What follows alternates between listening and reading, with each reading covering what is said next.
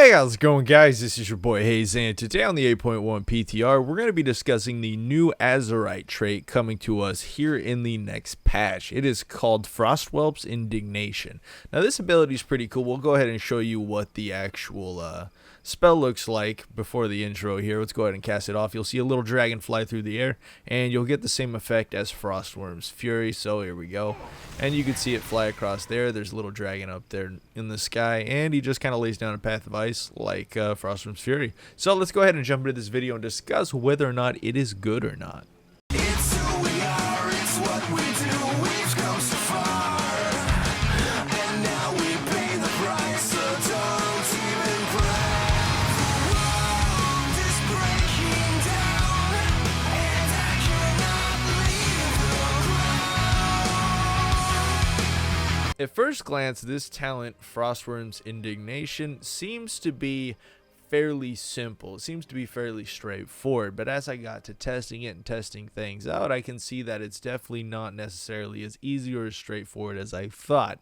And I've come up with a very interesting rotation to proc with this to maximize a lot of damage, which we'll talk about a little later on in the video. Now, going over the description of this ability, Frostwhelp's Indignation.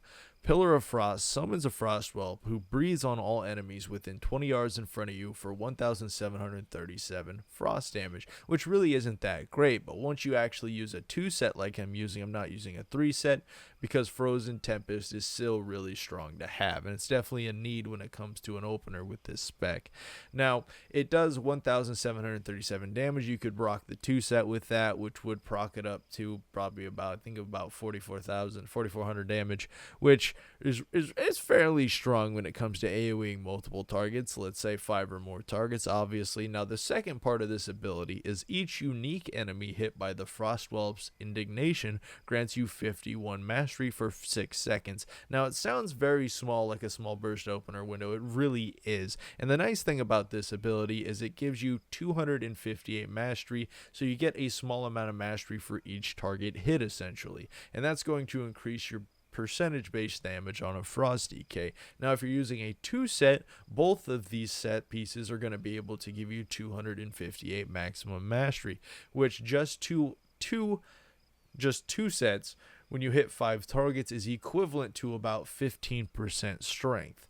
So 15% strength is literally like a double Pillar of Frost, or it's literally equivalent to your Rune of the Fallen Crusader. Now, this opens up a lot of interesting burst windows when it comes to using this spec with Frostworm's Fury, with Chains of Ice, and of course, since it's mastery, it's going to increase your Frost Scythe damage and your Howling Blast damage, and of course, majorly your Frostworm's Fury.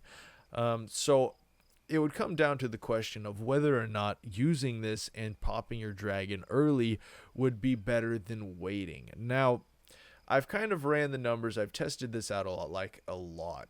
So let's go ahead and start talking about rotation with this ability, because it does change up quite a bit from what you're capable of doing with the previous specs, and you're also able to grant yourself a much faster burst. So what I've kind of come up with here on this training dummy is you're going to go ahead and pop Remorseless Winter as an opener. Obviously, you are using the Frozen Tempest, so it is going to grant you a Rhyme proc directly off the bat. Now, the first attacking ability you're going to use besides the pre-pop of Remorseless Winter hitting Pillar of Frost, and then your first attack is going to be your Howling Blast to apply dots. Now, understand, when you pop your Pillar, your little guys are going to shoot out and hit the targets, which is going to increase your mastery by 15%, literally granting you the same effect as having Pillar of Frost and Rune of the Fallen Crusader up at the same time. Now, in a perfect world where you can get Rune of the Fallen Crusader whenever you wanted to, and it didn't make you wait 30 years to get it to proc up, obviously you would wait for Fallen Crusader. But if you can get this to proc in your opener, your DPS is going to be like 80 to 100k on 5 targets. Like, it's going to be absolutely ridiculous if you can get all 3 to proc at the same time, but it's very hard to do. So the majority of the time I just settle for 2 when it comes to using this 2 set, and I'll go ahead and show you why here.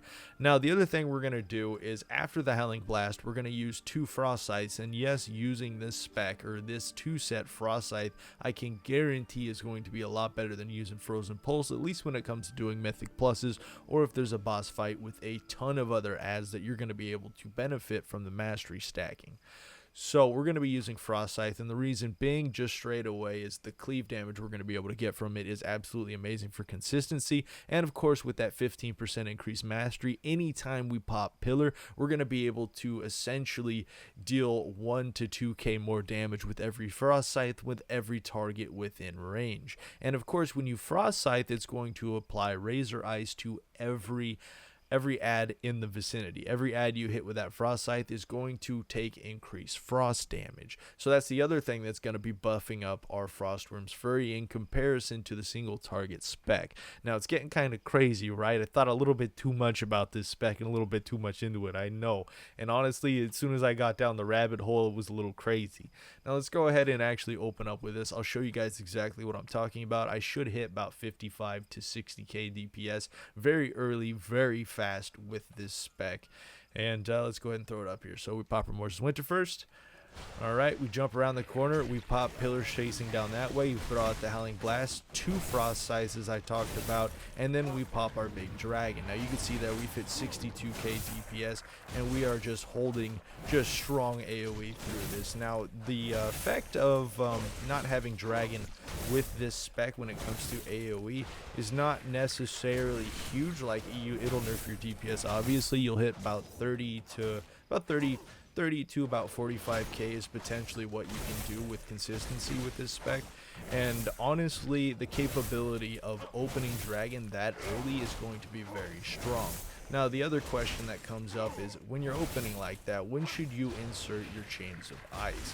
Now with this 2 set, I've kind of ran the numbers, and when it comes to Chains of Ice, it's not worth inserting into that opener damage because you can get more single target pressure out of it if you wait a little bit, try and get the most amount of strength increase you can, and of course stack up the full amount of Razor Ice, since you aren't getting the full amount of Razor Ice when you're doing the pre-pop on Pillar, and because you only have 6 seconds to actually do something with that mastery or that extra 15% strength, it's not worth waiting longer for your Breath of Sindragos or your Frostworm's Fury to come off to deal the damage. Now this literally the same thing I just talked about with this talent is also going to apply when it comes to Breath of Sindragosa, your breath coming out, your fiery dragon coming out. Now you're going to get that same mastery increase off of Pillar of Frost. You know, you pop your Empower Rune Weapon, you pop Pillar of Frost, and you throw out breath, and you're going to deal an insane amount of breath damage for the first 6 seconds. Now this kind of gets me interested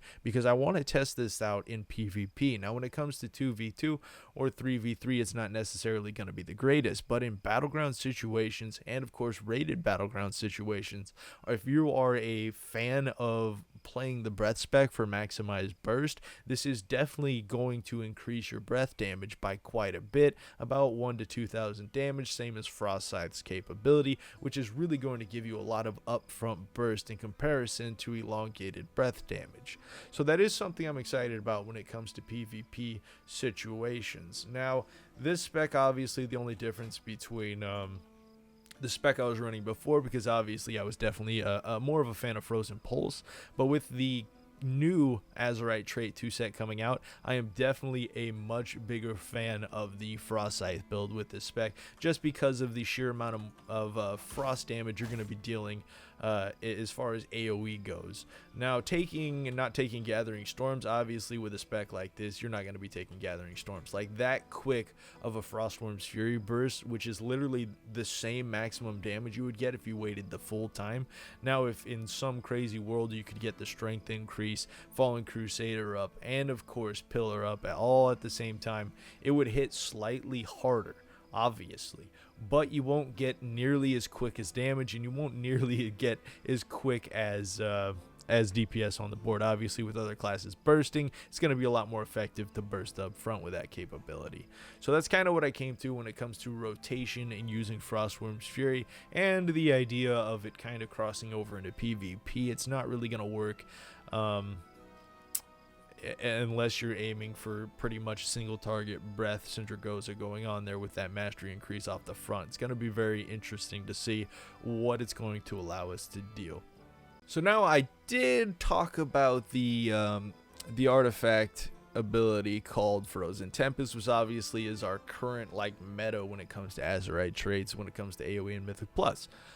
So there is a reason that you are going to want to keep this and not use the full 3 set of the Frostwhelp, and that's because of the controlled Howling Blast proc you're going to get off the opener. Not only is that Howling Blast going to deal a lot of damage and benefit from the mastery increase you're going to have on your opener, but so are your dots, which is literally like your highest damage when it comes to AoE situations besides Frost Scythe.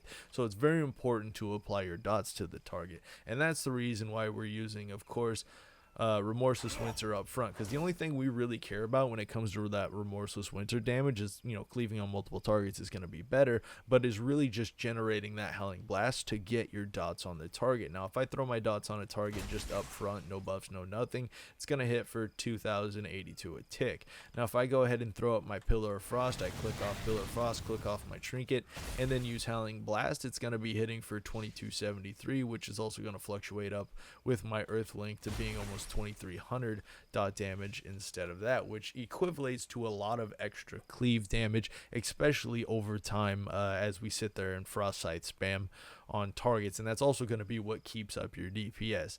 Now, you did see my DPS hit up like 65k, something along those lines, and actually if you're AoEing and using Breath of Syndragoza with that opener, like you pre-pop Runic Power on the pull before and then pop Breath of Syndragoza after, you can literally hold 50k plus on 4 targets with Breath of Syndragoza up. Because of that mastery increase, you're literally getting your 20 to 21k Breath of Syndragoza crits up front instead of at the end of the burst with your strength increase.